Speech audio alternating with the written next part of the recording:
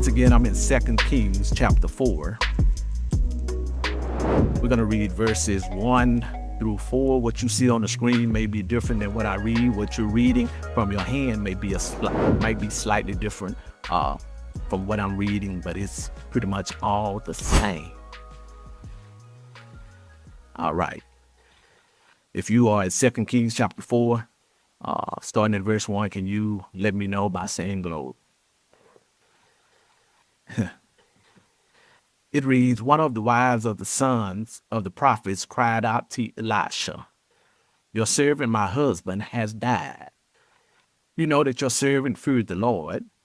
Now the creditor is coming to take my 2 children as slaves. Elisha asked her, what can I do for you? Tell me, what do you have in your house? She said, your servant has nothing in the house except a jar of oil. Then he said, go out and borrow empty containers from all your neighbors. Do not get just a few. Then go in and shut the door behind you and your sons and pour oil into all of these containers. Set the full one to one side. So she left. After she had shut the door behind her and her sons, they kept bringing her containers, and she kept pouring. When they were full, she said to her son, bring me another container. But he replied, there aren't any more. Then the oil stopped. Verse 7. She went and told the man of God, and he said, go sell the oil and pay your debt. You and your sons can live on the rest. Yeah, it should have been a little bit louder. I want to talk just for a few minutes from the subject, get out. If you don't mind, can you look at your neighbor and just tell them, no, I'm just playing. Don't do that. You may be seated. You may be seated. I got a question for you. Have you ever watched a movie that made you uncomfortable, not because of what you saw, because of what it said? A movie that wasn't just entertainment, but revelation. One that seemed to speak to something much deeper than what was happening on the screen. A few years back, a film called Get Out hit the theater. In Get Out, the main character, Chris, finds himself trapped in a situation that looked good on the outside, but was deadly on the inside. He goes to visit his girlfriend's family, and everything seems polite, proper, and peaceful. But underneath the surface, behind all of those fake smiles, was an agenda rooted in deception, manipulation, and control. As a result, Chris gets hypnotized and falls into what the movie calls a sunken place. This sunken place, when you look at the movie, it is a terrifying scene, because when he's in this sunken place, he's conscious and he can see what's happening around him, but he can't do anything about it. He can move, or he can't move. He can't speak. He is trapped inside his own body, aware but unable to get out of this sunken place. He's stuck. And as I watched that movie some years back, I realized something. Here's what I realized. I realized that that is how death operates in the lives of many believers. That is, quote unquote, a modern day sunken place. It looks normal on the outside. And since everyone's doing it, we justify. Watch this. Since everyone's doing it, we rationalize. Watch this. Since everyone's doing it, we even spiritualize it. But deep down, we know the truth. We're bound. We're in this sunken place. We're in this sunken space, and some reason or another, we can't get out. Can I tell you that there is a debt crisis in America? Let me give you a few numbers. There is a debt crisis in America. Here's a number. The average American has 7 to 8 credit cards, and most of them have been exhausted. Here's another number. Over 1.5 million file bankruptcy every year. Here's another. The average student borrower owes nearly $60,000. Trying to get us to see that in America, there is a debt crisis. And here's the question: what should I expect when our nation itself owes over $37 trillion in debt? It trickles down. There is a debt problem. There is a debt crisis in America. And unfortunately, it's not just affecting the outside world. It's affecting the church and Christians alike. Here's what I believe. The enemy has found a way to keep God's people working hard, but never walking free. I don't help you preach this. I'm going to preach it anyway. The enemy has found a way to keep God's people working hard, but never walking free. We're earning, but we're not owning. We're busy, but we're not building. We're surviving, but we're not stewarding. It is a modern day sunken place. You can see where you want to go, but you can't seem to get there. You can see your paycheck, but it's already spoken for. Can I get a witness? You can see your dreams, but it's buried under bills.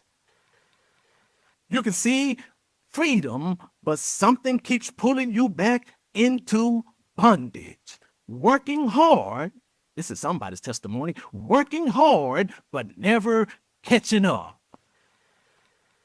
Paying faithfully, but never paying off. Who am I preaching to? Debt will smile at you while it quietly strangles your future. It'll let you live just enough to function, but not to flourish. Am I in the right building? That's what debt does. It will allow you to live just enough to function, but not to flourish. It'll give you credit. You don't have to testify. I know it's true. It'll give you credit, but rob you of confidence. It'll let you have possessions, but take away your peace. You'll look, watch this, successful on the outside while silently sinking on the inside. Trying to get us to see that debt is a modern day sunken place. But if you're in this building and you can identify with anything that I'm saying, I got some good news this morning. Here's the good news. God never designed his children to live in bondage. Not spiritual bondage, not emotional bondage, and watch this, not financial bondage. The same God who brings you out of sin can bring you out of debt.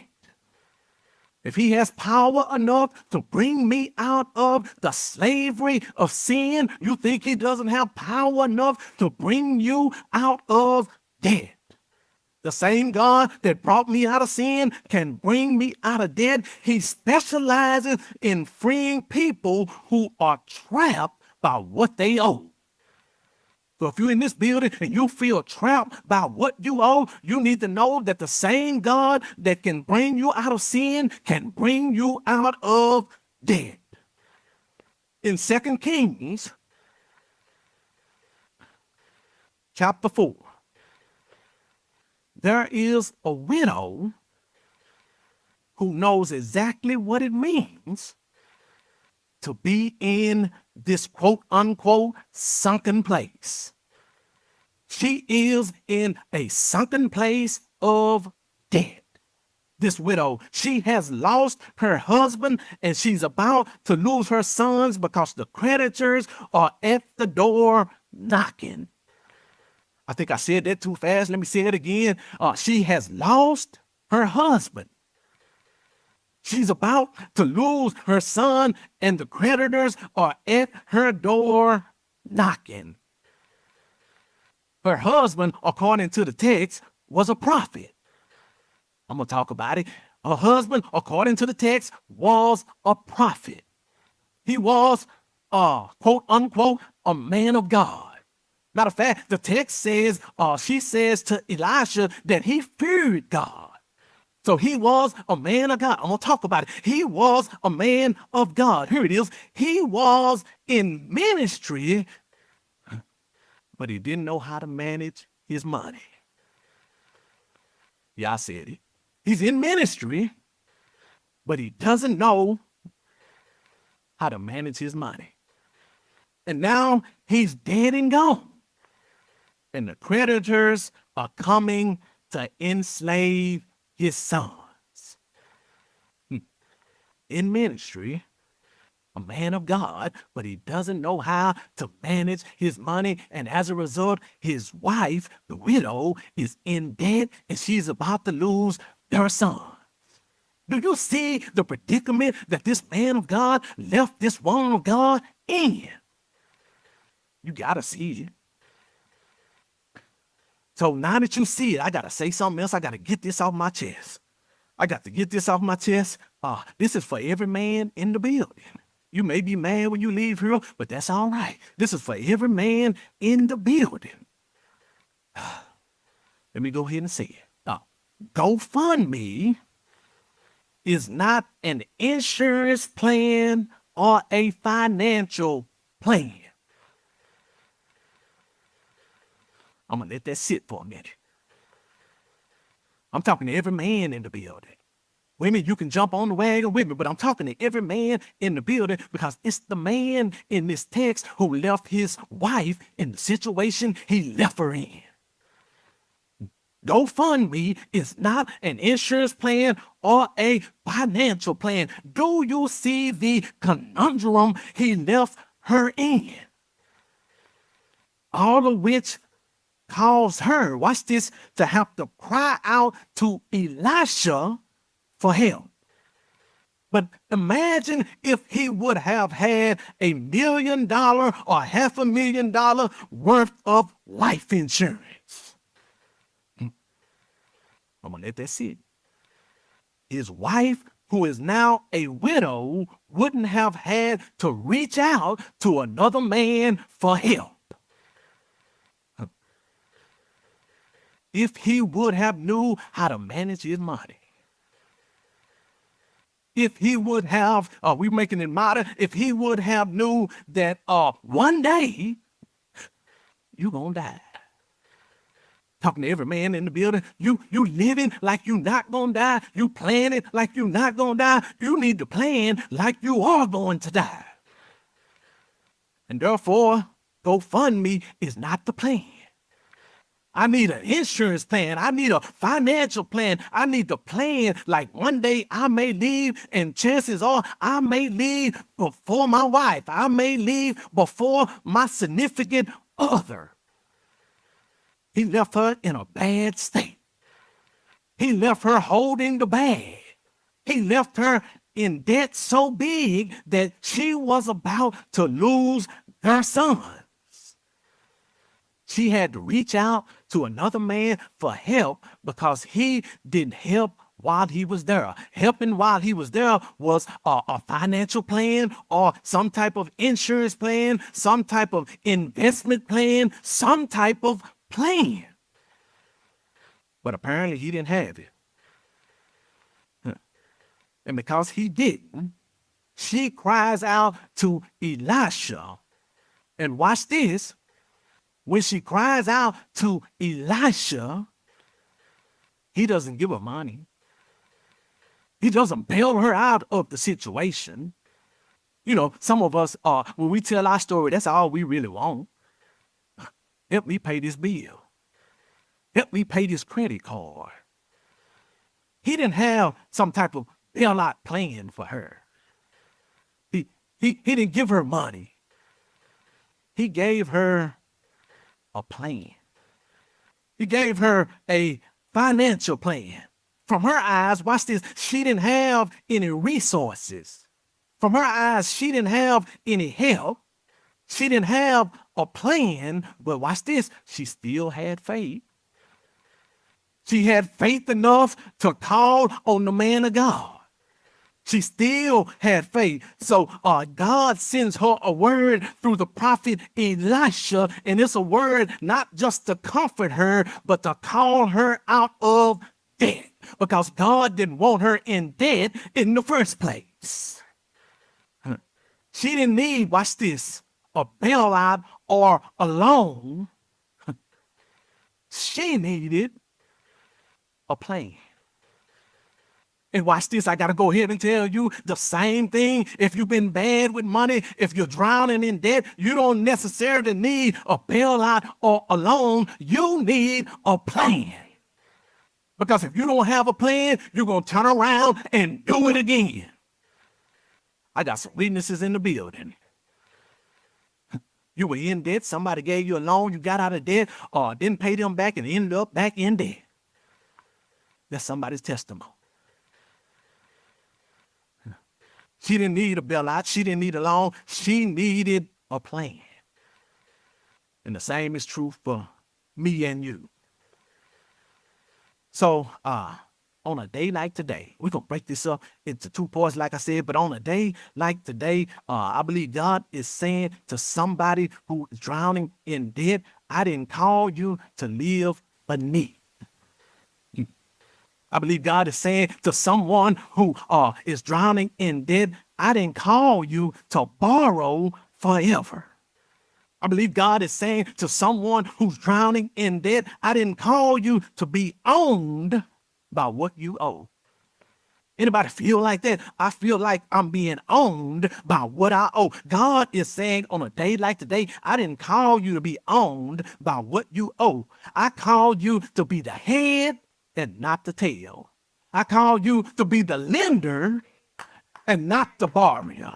I'm trying to change somebody's mind. We're trying to transform a mindset and a mentality. God didn't call us to be in debt forever. He didn't call us to be drowning in debt. He didn't call us to live beneath it. He didn't call us to borrow forever. He didn't call us to be owned by what we owe. He called us to be lenders, not borrowers. And you may feel, you're in this building, and you may feel too far gone. You may feel that the bills are too big. The income is too small. The pressure is too heavy. But can I tell you, God is too good to allow you to stay stuck in a sunken place, and he specializes in turning not enough into more than enough. So even if you think the bills are too big and your income is too small, can you hear me when I'm telling you that God is too good to let you drown in debt? He wants to give you a plan. He wants you to be the head and not the tail. He wants you to be the lender and not the borrower. He wants you to be the giver and not the taker. He wants you to have a plan. He doesn't want you or me or us to stay stuck in a sunken place. He specializes in turning not enough into more than enough. So this message, get out, isn't just about money. It's about a mindset. You know, I read something a long time ago. It said, I think the book is called When Good Men Are Tempted. And the author says, a person will come out of what they're stuck in when staying in is more uncomfortable than coming out. Some of us need to get uncomfortable being owned by what we owe. Some of us need to become uncomfortable in this sunken place. So this message isn't just about money. It is about a mindset. It is about breaking free from the things that have kept you stuck financially, emotionally, and spiritually. Proverbs 22, verse 7, some of you probably know it by heart. It says, the rich rule over the poor, and the borrower is a slave to the lender. I hate that word slave. The only slave I want to be is a slave to Christ. And if I'm a slave to anything or anyone else, that's not God's will. If I'm going to be yoked up to something or someone, it should be Christ and Christ alone. This text says, the borrower is a slave to the lender. So let me hasten to say, all debt isn't sin, but all debt is slavery. That's deep if you think about it. It may not be a sin, but it's slavery. And you got to ask yourself, who do I want to be a slave to? It says, the borrower is a slave to the lender. You see, debt keeps you bound and blinds you to bondage that feels normal. Here's what Harriet Tubman said. She said, I freed thousands of slaves. This is what Harriet Tubman said. She says, I freed thousands of slaves, but I could have freed thousands more if they only knew they were slaves. Some of us would never break free from this slavery of debt because we don't realize we're slaves. We don't realize that we're in this sunken place. We don't realize that we keep making two steps forward and 3 steps backwards. You see, there is a difference. There is a difference. Talking about debt, I want to make sure that I distinguish. There is a difference between strategic debt and dumb debt. Now, all debt, once again, isn't a sin, but all debt is slavery. But I need to also tell you that there are really 2 types of debt. You have strategic debt and you have dumb debt. And most of us are trapped, caught up, or in dumb debt. Strategic debt, here's what strategic debt does. It builds, it grows, it matures, such as a mortgage, a business, or education that multiplies its value. Strategic debt makes a whole lot more sense than dumb debt. So if you are caught up in some strategic debt, maybe I'll give you a pass. But most of us are caught up not in strategic debt. Most of us are caught up in dumb debt. How do I know it's dumb? It drains. Like credit cards, consumer goods, and things that lose value the moment you buy them. That's dumb debt. That's dumb debt. Has no value Matter of fact, it loses value. You see, God doesn't want his people living enslaved. He wants us to live empowered. He wants us to walk in financial freedom that honors him. And just like the widow in 2 Kings who was drowning in debt and desperate for deliverance, your freedom, my freedom won't come from another loan, but it will come from a plan. Are we in agreement that we need a plan if we're going to get out of debt? We need a plan. Her miracle began when she sought help from the man of God. This means if I'm going to get out of debt, if you're going to get out of debt, if we're going to get out of debt, we need a plan. The first part of the plan is seek and see. That's the first part of the plan. It's right there in the text. Seek and see. The widow cried out to Elisha and took inventory of what she had. But first, she cried out to Elisha. She cried out to the man of God. She was seeking wisdom. She was seeking knowledge. She was seeking understanding. She was seeking something that would free her from the sunken place that she was in. So the first part of the plan is I need to seek and then I need to see. This widow cried out to Elisha and then she took inventory. You see, freedom begins when you invite God into the problem. That's part of seeking. I need to invite God into the problem. I need to invite God into the sunken place. I need to invite God into this situation where I'm drowning in debt. I need to invite God into the problem. And once I invite God into the problem, I need to recognize what he's already placed in my hands. In her eyes, at first, she felt like she had nothing. But whenever she sought God, or whenever she called out and cried out to the man of God, he helped her to see what she needed to see. She already had what she needed to get out of the situation she was in, but she never would have realized it if she wouldn't have sought out the man of God. So part of my financial plan, if I'm trying to get out of debt, is I need to seek and then see. Then I'll make it more practical. Matter of fact, we're going to start with this point. So I'm going to make this as practical as possible. You're going to have to come back next week for the second part of this sermon. We're going to start with this point. I'm going to make this as practical as possible. Here are some practical steps to seeking and seeing. Step 1. Invite spiritual and financial mentors into the process.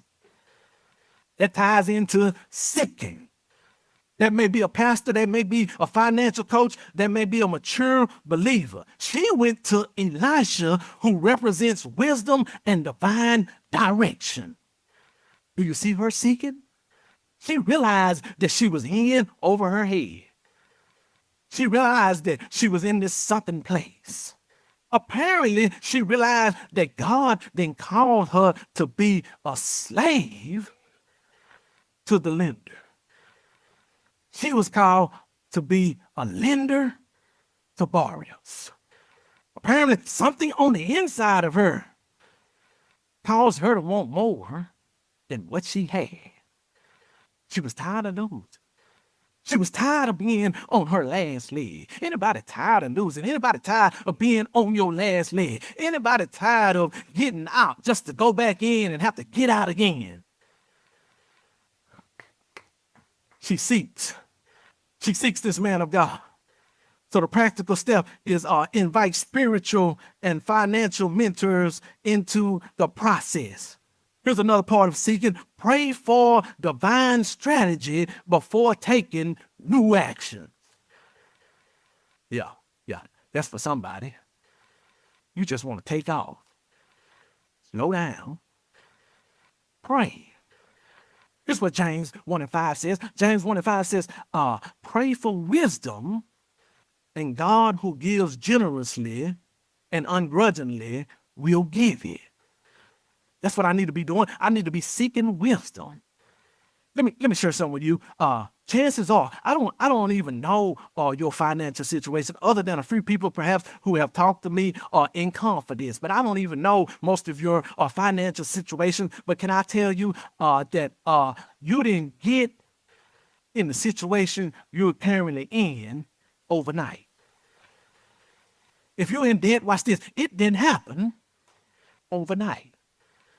And chances are, it's not going to happen overnight when it comes to you getting out. Here's what I'm saying. You need, I need, we need wisdom. Wisdom ties into the financial plan that we need. So we need to seek God for wisdom, and God will grant wisdom. He did it for this lady, and I just believe he's no respecter of persons. If he did it for her, he'll do it for us. He will give us wisdom. Here's another part of seeking. Here's another practical step to seeking. We talked about inviting spiritual and financial mentors into the process. We talked about praying for divine strategy before taking new action. Here's another step. Study biblical stewardship. There are a whole lot of books. There are a whole lot of verses in the Bible. Study biblical stewardship. And watch this. If you do all three of those practical steps, you're on the road to truly seeking. And we know this works because it worked for the lady in the text. So you're on the road to seeking, but not only do you need to seek, you need to see. Here's a practical step for seeing. See your full picture. Here's what that means. List every debt. But don't stop there. List every resource and opportunity. Identify, watch this, quote unquote, what's in your house. What do you have in your house? What do you have in your possession? What type of skills do you have? What type of talents do you have? What type of giftings do you have? Identify your resources. Identify what you have. Identify what's in your house. Identify the tools that you have that can be used for increase. I've never been in most of you all's houses, but here's one thing I probably know. You probably got some stuff in your house or in your garage that you can get rid of. That's a resource. That's a tool. That's a segue to increase. You can take that like she took the oil and you can use that to pay off some debt. But you're trying to hold on to it. Think it's going to come back in style. Sell that stuff. Let it go. Got to see the full picture. I'm reading somebody mail. You got to see the full picture. List every debt, every resource, every opportunity. Identify what's in your house. Chances are we got more in our house than we realize.